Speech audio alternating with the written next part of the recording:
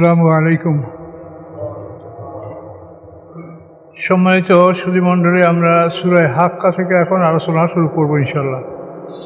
আউযু বিল্লাহি মিনাশ শাইতানির রাজিম। বিসমিল্লাহির রহমানির রহিম। আল হাক্কাতু মাল হাক্কা। হাক্কা শব্দের অর্থ যা অবশ্যই অনুষ্ঠিত হবে, তাহাক্কুকুল ওকুউ, যার অনুষ্ঠিত হওয়া অনিবার্য। এর দ্বারা অর্থ হলো কিয়ামত, যে কিয়ামত নিশ্চিতভাবে অনুষ্ঠিত হবে, কোনো সন্দেহ নাই। এই জন্য নাম হলো হাক্কা। আল হাক্কা অর্থাৎ কিয়ামত। মাল হাক্কা, আল্লাহ বলেন কিয়ামত কি? তোমরা কি জানো কিয়ামত কি? আমা আদরাকা মাল হাক্কা। আল্লাহ আবার বলেন কোন বস্তু আপনাকে জানাবে যে হাক্কা কি? হাক্কা যে কিয়ামত, এই জিনিসটা কি সেটা আপনাকে কে জানাবে হে রাসূল? কাযযাবাত সামুদ আদ বিল কারিয়া। মিথ্যা সাব্যস্ত করছে সামুদ জাতি, আদ জাতি বিল কারিয়া। কারিয়া মানে কিয়ামত। কারিয়া মানে যে দরজায় আঘাত করে, ঠোকা দেয়।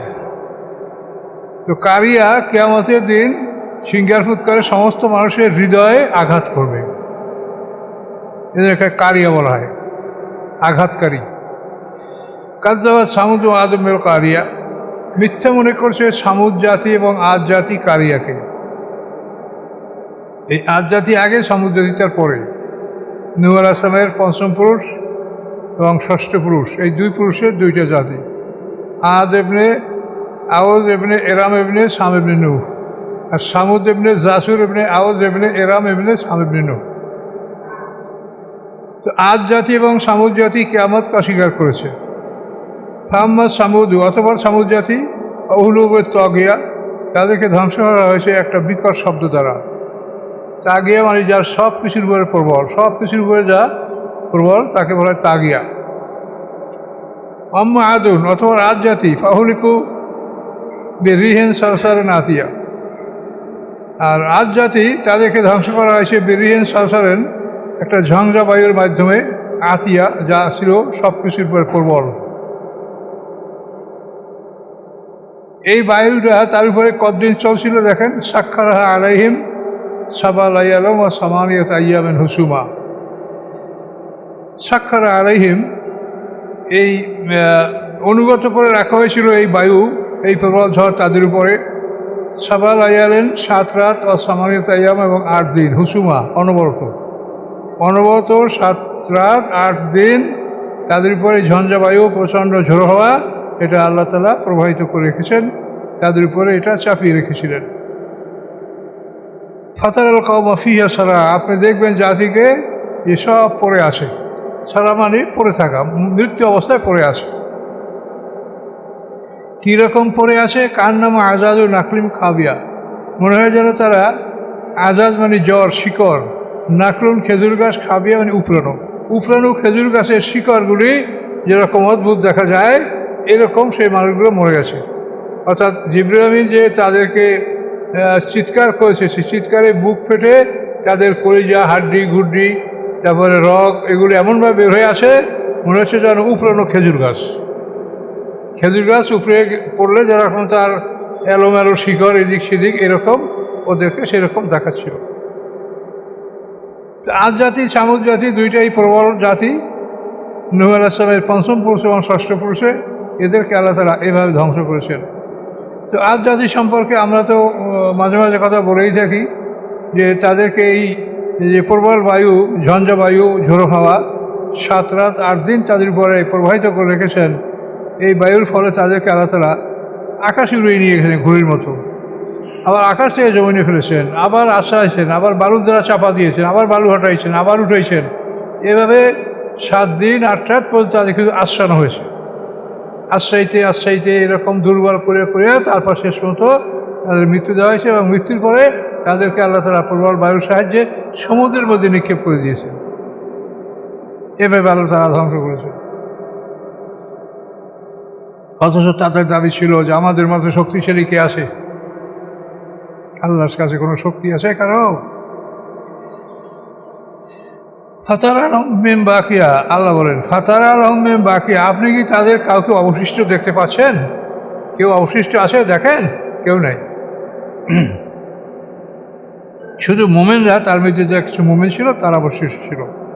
অজা ফেরাউন ওয়াকাও মেম কবলাহু অল মৌত ফকাতুল খাতিয়া, এবং এসেছিল ফেরাউন সম্প্রদায় আমন কাবলাহু, এবং ফেরাউনের পূর্বে যারা এসেছিল অল মোতেফাকাত, মোতেফাকাত মানে উল্টি হয়ে বসতি, যেগুলো উল্টে ফেলা হয়েছিল। মোতেফাকাত বলতে লুত সম্প্রদায়কে বোঝানো হয়, তাদেরকে উল্টে ফেলানো হয়েছে। জিবরিল আমিন 60টা অঞ্চল ছিল, এর মধ্যে অধিকাংশ অঞ্চলগুলি জিবরিল আমিন যেগুলো ধ্বংস করার, সেগুলোকে এরকম জ্বর থেকে, মাটির জ্বর থেকে তুলে একেবারে আকাশ পর্যন্ত তুলে সেখান থেকে উল্টে ফেলাই দিয়েছিল। তারপরে তার উপরে পাথরের বর্ষণ, বৃষ্টি।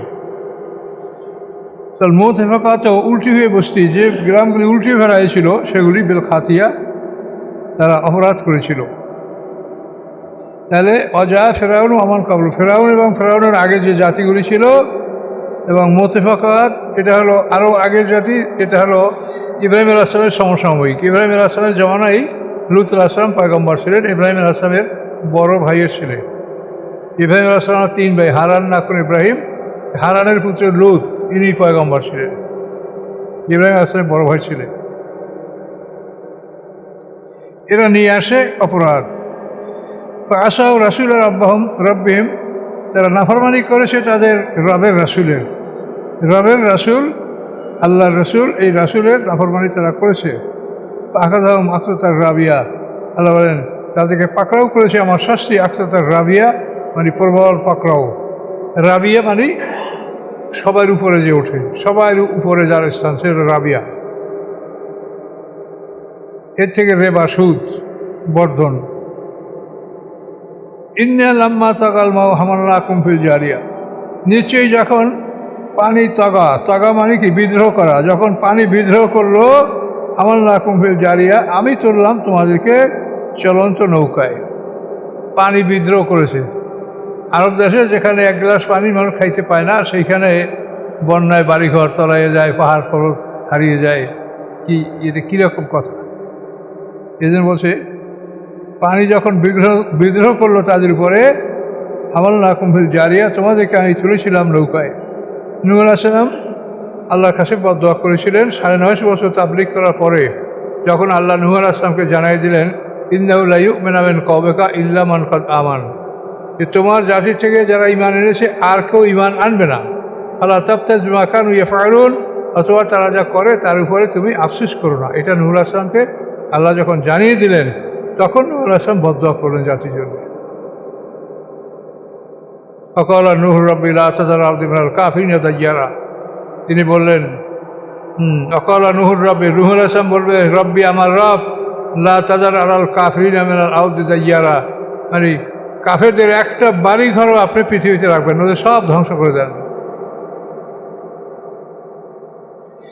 এভাবে নূহ আলাইহিস সালাম বদদোয়া করেছেন। বদদোয়া করার 20 বছর পরে বন্যাটা আসে। বদদোয়া কবুল হয়েছে, কিন্তু সাথে সাথে বন্যা আসে 20 বছর পর। এই 20 বছরের মধ্যে নূহ আলাইহিস সালামকে আল্লাহ তাআলা একটা শাল গাছ লাগাইতে বলছিলেন। একটা শাল গাছ তিনি লাগাইছেন, সেই শাল গাছ খুব প্রকাণ্ড বড় হয়েছে 20 বছরে, কারণ সেই একটা গাছের কাঠে নূহ আলাইহিস সালামের সমস্ত নৌকাটা তৈরি হয়েছে। তো কোরআন অন্য জায়গায় বলা আছে আসনাইল ফুলকা বিআইউনিনা, আল্লাহ বলছেন তুমি আমার চোখের সামনে নৌকাটা বানাও, আমার চোখের সামনে, আমার হুকুমে।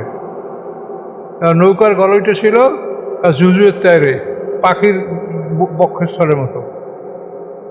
এখনও সব জাহাজ নৌকা, কিন্তু পাখির বক্ষস্থলের মতো তার নিচে উঠে থাকে, জুজুয়ের তাইরে। এটা আল্লাহর সৃষ্টি।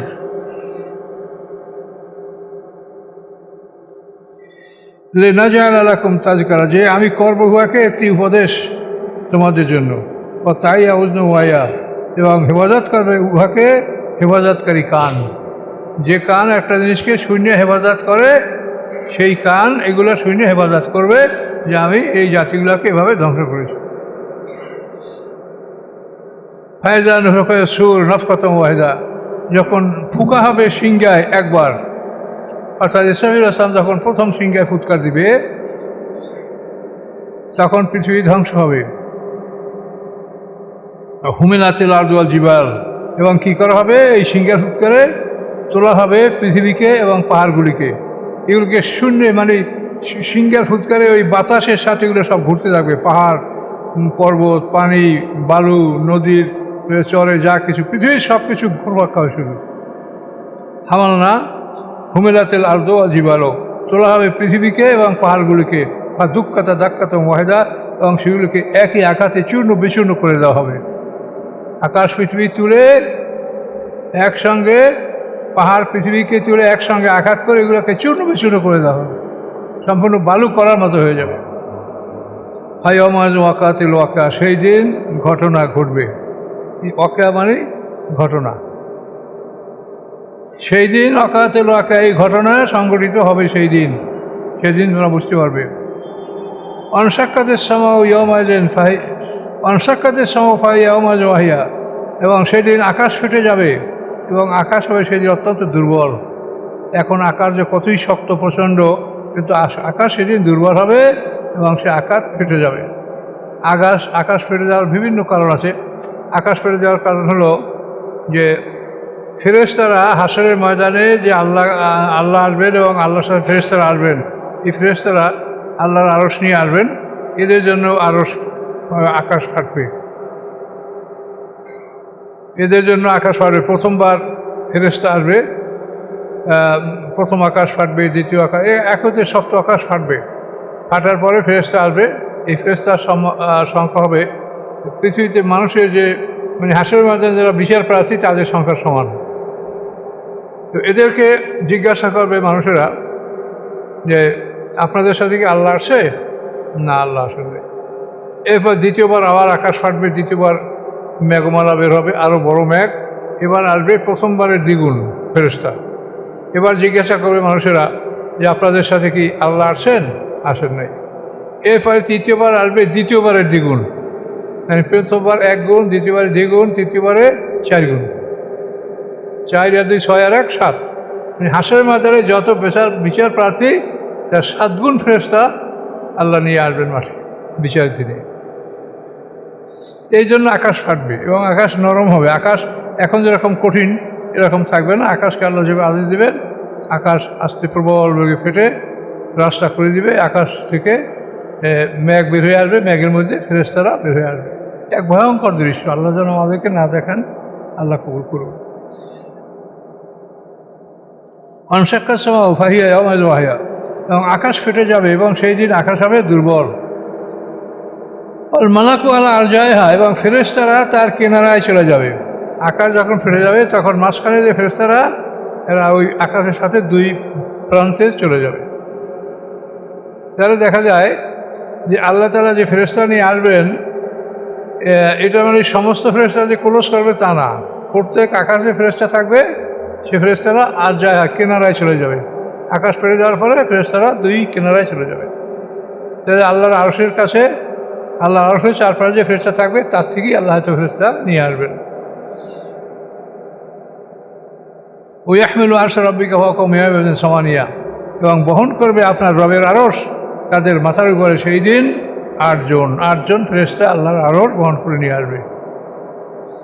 এই তৃতীয়বার যখন ফেরেশতা আসবে, তো তৃতীয়বার ফেরেশতার সাথে আল্লাহর 8 জন আরশ বহনকারী ফেরেশতারা আরশ বহন করে নিয়ে আসবে। 8 জন ফেরেশতা।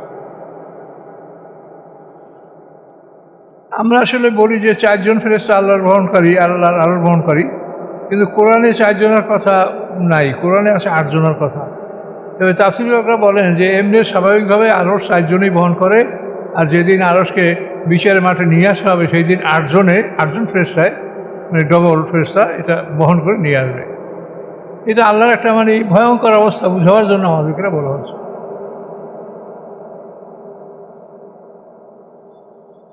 ইয়াউমাইযিন তুরাদুনা, সেদিন তোমাদেরকে উপস্থাপন করা হবে, তোমাদের সবাইকে আল্লাহর সামনে হাজির করা হবে।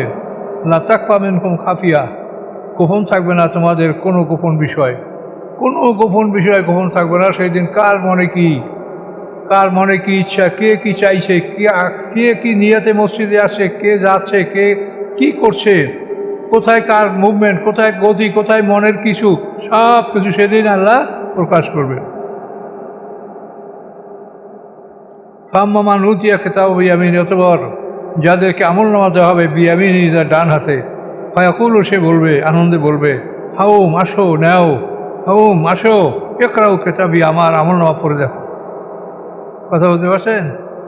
পরীক্ষায় যদি ভালো রেজাল্ট হয়, যে ভালো পাস করছে একটা পেপার নিয়ে সবাই সামনে ঘুরে দেখেন এই রেজাল্ট হয়েছে, ভালো রেজাল্ট, তার মানে আমিও ভালো করছি, আর এই দেখেন এই রেজাল্ট, পেপারের রেজাল্ট ওরকম।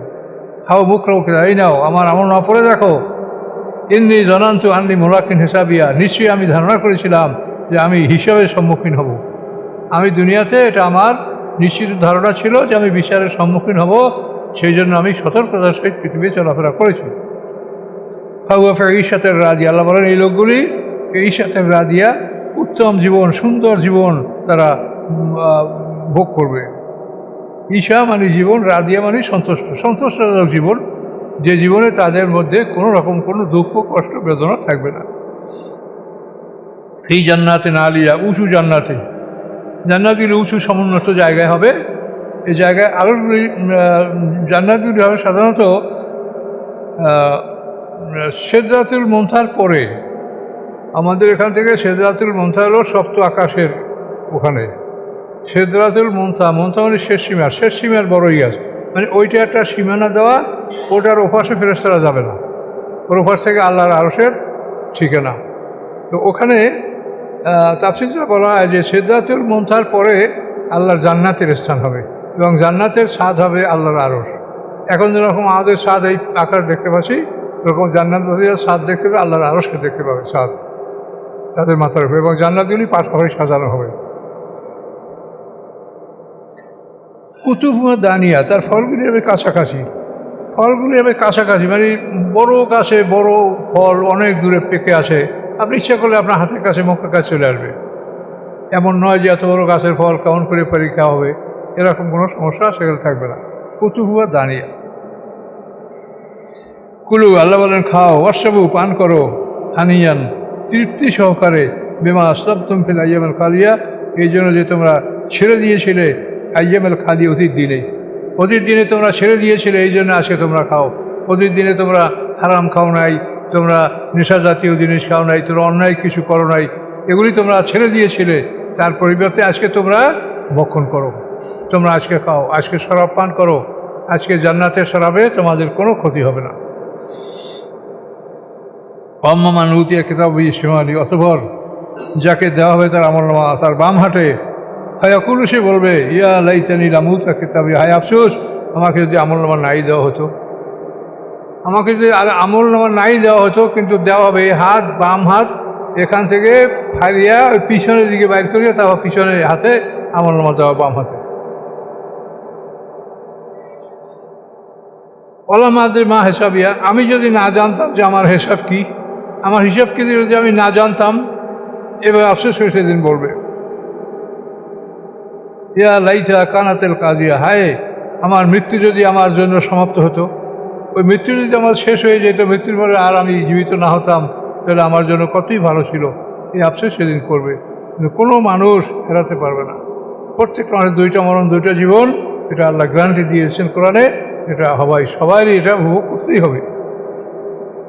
ইয়া লাইতেনে উতাকে দাও, ইয়া আলমাদি মা হেসাব, ইয়া লাইতা কানাতেল কাজিয়া, হায় আফসোস যদি এই মৃত্যু আমার শেষ হতো, মাগ না আনি মালিয়া, উপকার করলো না আমাকে আমার কোনো মাল, আমার মাল আমার কোনো উপকার করলো না, আমার এত ধন সম্পদ আমি রেখে আসি পৃথিবীতে, তাতে আমার কোনো উপকার হলো না।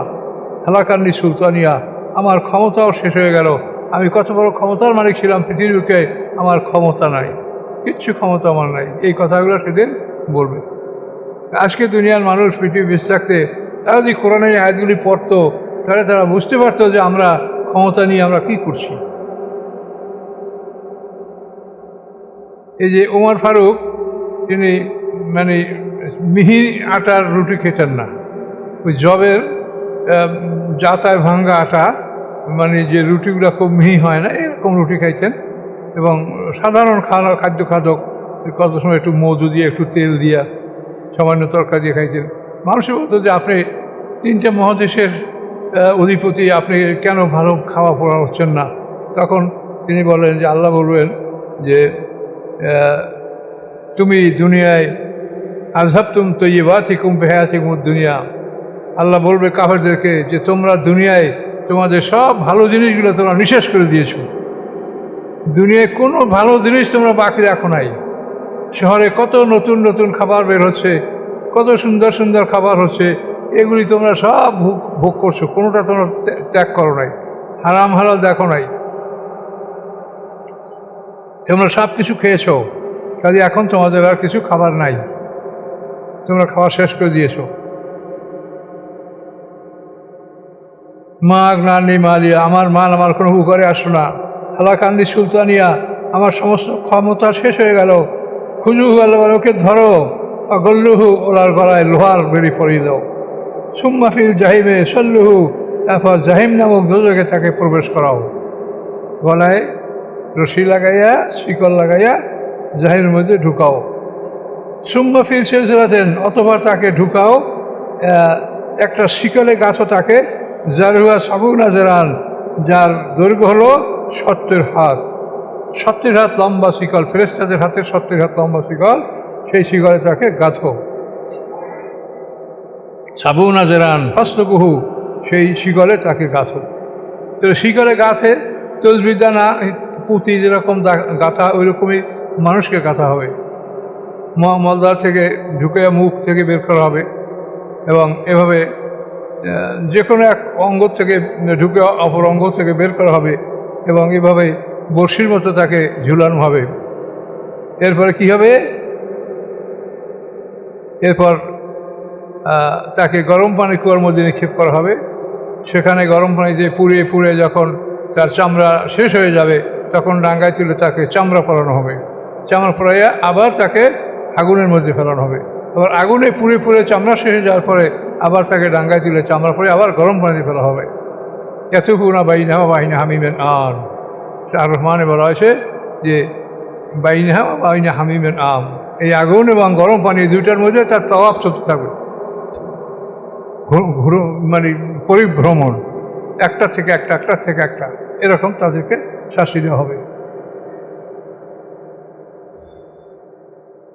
আল্লাহ বলেন ইন্নাহু কানু লা ইউমিনু বিল্লাহিল আযীম, তারা আল্লাহ যে আজিম, এই সুবহান রাব্বিয়াল আযীম পড়ি না আপনারা আমাদের, এই আয়াত ইন্নাহু কানা লা ইউমিনু বিল্লাহিল আযীম, তারা রব্বুল আযীম যে আল্লাহ সবচেয়ে বড়, সেই আল্লাহর প্রশংসা তারা করে নাই। সাব্বিহ ইসমা রাব্বিকাল আলা যখন নাযিল হয়, তখন আল্লাহ বলছেন যে তোমরা সুবহান রাব্বিয়াল আলা নামাজের মধ্যে পড়ো। আর এই আয়াত নাযিল, এরকম আরও আয়াত নাযিল যখন হয়েছে, তখন আল্লাহ বলছেন সুবহান রাব্বিয়াল আযীম, এটা তোমরা নামাজে পড়ো। ইন্নাহু কানা লা ইউমিনু বিল্লাহিল আযীম, তারা আল্লাহ যে সর্বশ্রেষ্ঠ, এই আল্লাহ শ্রেষ্ঠকে তারা বিশ্বাস করে নাই। ওরা ইহুদ্দু আলা তাআমিল মিসকিন, মিসকিনকে কীভাবে খাদ্য দান করা হবে এভাবে তারা একে অপরকে উৎসাহিত করে নাই। মিসকিনকে খাদ্য দান করার জন্য উৎসাহিত করতে হবে, পরিকল্পনা নিতে হবে, প্ল্যান নিতে হবে কীভাবে মিসকিনকে খাওয়ানো যায়। এগুলি নিজ নিজ এলাকায়, যেখানে আপনারা বসবাস করেন সেই এলাকায় কতটা ফকির আছে, কতটা মিসকিন আছে, কতটা মানুষের দান পাইতে পারে, তাদের মধ্যে এগুলো বন্টন করা এবং সঠিকভাবে তাদেরকে বুঝিয়ে দেওয়া, এটা হলো নিয়ম। এই যে শহরে ঘোরাফেরা করে ফকির মিসকিন, এরা হয়তো এমনও হতে পারে যে এরা ধনী হতে পারে অনেক, বা অনেক নানা রকম হতে পারে, এদেরকে আপনারা ফিরিয়ে দেবেন, এদেরকে কিছু দেন। যেটা আল্লাহ বলছে আম্মা সাইদা পালাতান হাত, সাহেবকে ফিরিয়ে না, এদেরকে কিছু দেন, কিন্তু অধিকাংশ টাকা পয়সা আপনাদেরকে এলাকার গরিব যারা, দুস্থ মানব যারা, তাদের প্রতি লক্ষ্য করে সবাই মিলে এটা করতে বলে। এটা আল্লাহ সবাইকে মিলে করতে বলছে। আলাইসা লাহুল ইয়াওমা হাহুনা হামিম, আজকের দিন এখানে তোমাদের কোনো বন্ধু নাই। পরকালে যখন আল্লাহর কাছে যাব তখন একাই, কোনো সঙ্গী নাই, সাথী নাই, কোনো দলের লোক নাই, কেউ নাই, একা। ওলা তোয়ামুন ইল্লা মিন গিসলিন, এবং নাই কোনো খাদ্য গেসলিন ছাড়া। গেসলিন হলো গলা আটকে যায় এমন খাদ্য, যেমন সাবরাক খাদ্য।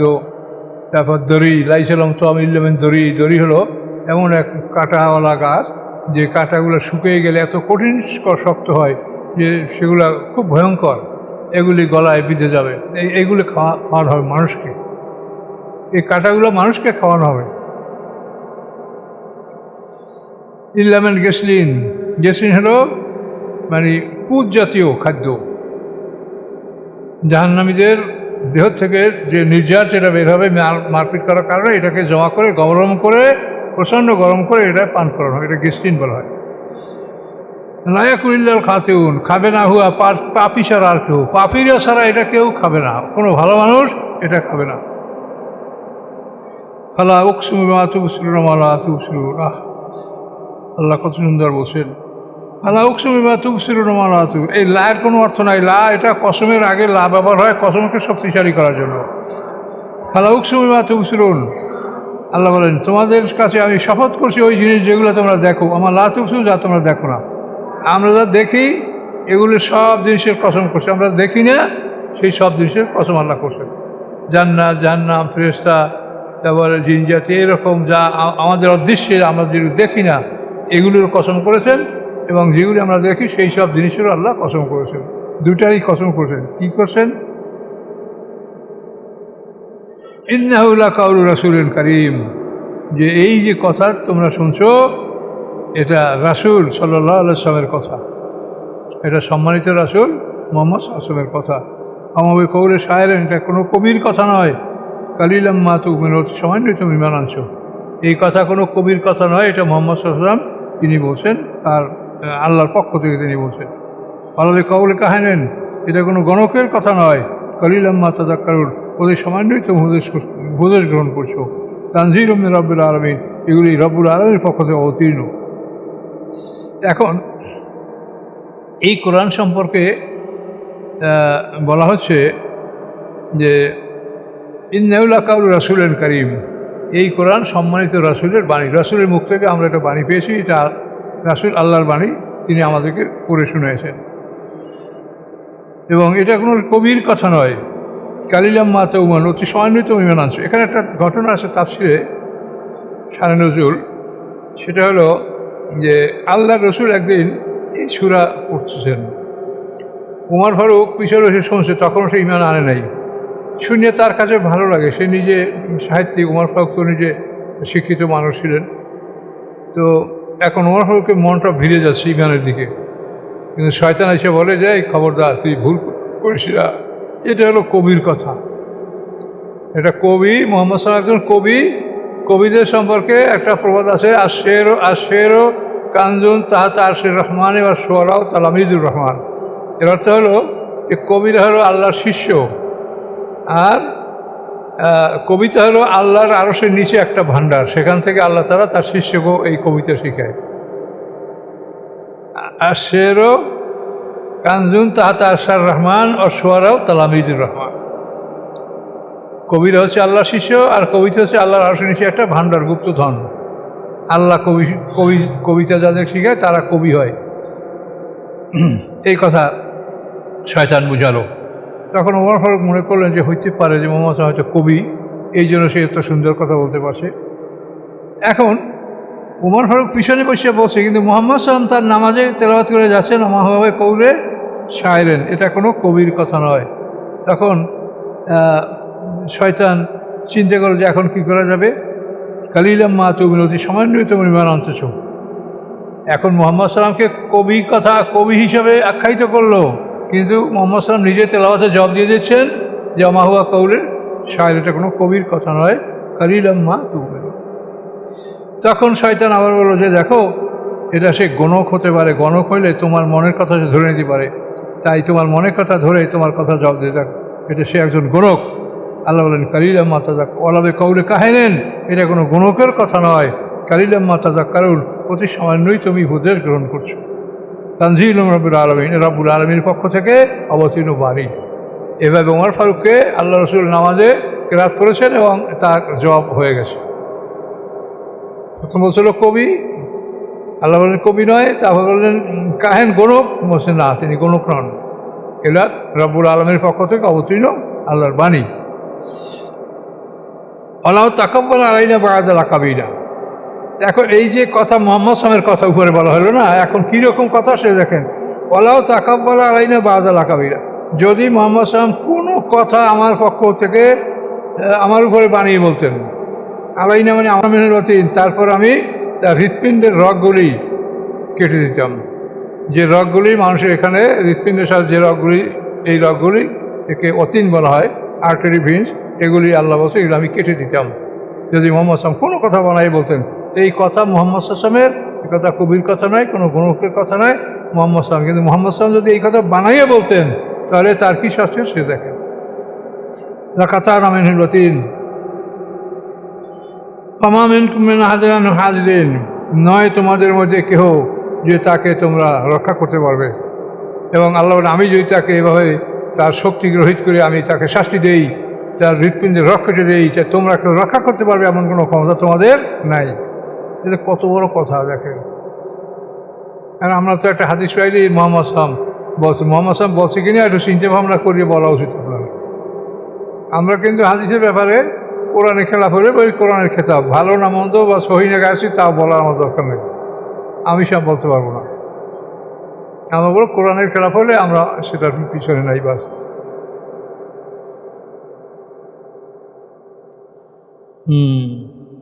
ওয়াইনাউল্লাহ তাজকিরাতুল মুত্তাকিন, নিশ্চয়ই কোরআন মুত্তাকিনদের জন্য উপদেশ।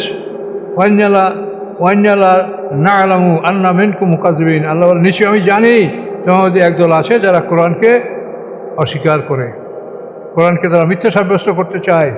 ওয়াইন্নাহু লাহাসরাতুন আলাল কাফিরিন, নিশ্চয়ই কোরআন কাফেরদের হবে পরিতাপ, দুঃখের বিষয়। এই কোরআনই তাদের জন্য দুঃখ। দেখবে যে কোরআনে যা বলা হয়েছে তা আমরা কেন মানি না, এই কোরআন তাদের জন্য সেদিন দুঃখের বিষয় হবে। ওয়াইন্নাহু লাহাক্কুল ইয়াকিন, এবং কোরআন হচ্ছে হক্কুল ইয়াকিন। ইলমুল ইয়াকিন, আইনুল ইয়াকিন, হক্কুল ইয়াকিন। ইয়াকিন হলো তিন প্রকার। ইলমুল ইয়াকিন আপনি শুনেছেন, বিচারক সাক্ষীদের কথা শুনিয়া যে একটা জ্ঞান হয়, এটা হলো একটা ইলমুল ইয়াকিন। আর আইনুল ইয়াকিন স্বচক্ষে দেখে যে জ্ঞান অর্জন, সেটা হলো আইনুল ইয়াকিন। আর হক্কুল ইয়াকিন মানে স্বচক্ষে দেখে এবং নিজে সেটার ভুক্তভোগী, নিজে তার অংশগ্রহণ করছে তার মধ্যে, এরকম ঘটনা, এটা হলো হক্কুল ইয়াকিন। তা কোরআন হলো হক্কুল ইয়াকিন, মানে তুমি মনে হয় যেন নিজে উপভোগ করতেছো যে কথাগুলা বলা হচ্ছে, এটা তুমি যেন নিজে উপভোগ করতেছো, এটা কোরআনে আছে, সত্যি এই কথা। হক্কুল ইয়াকিন, কোরআন হক্কুল ইয়াকিন। ফাসাব্বিহ বিসমি রাব্বিকাল আযীম, অতএব আপনি রবের শ্রেষ্ঠ রব, এই রবের নামের পবিত্রতা আপনি ঘোষণা করুন। সুবহানাল্লাহ, আলহামদুলিল্লাহ, লা ইলাহা ইল্লাল্লাহ, আল্লাহু আকবার, এই ধরনের জিকির আজকার আল্লাহ করতে বলেছেন, এগুলো আমরা যেন করি সবাই। আলহামদুলিল্লাহ, সূরা এখানে শেষ হলো।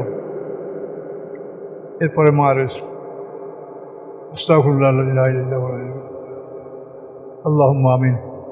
ربنا آتنا في الدنيا حسنة وفي الآخرة حسنة وقنا عذاب النار.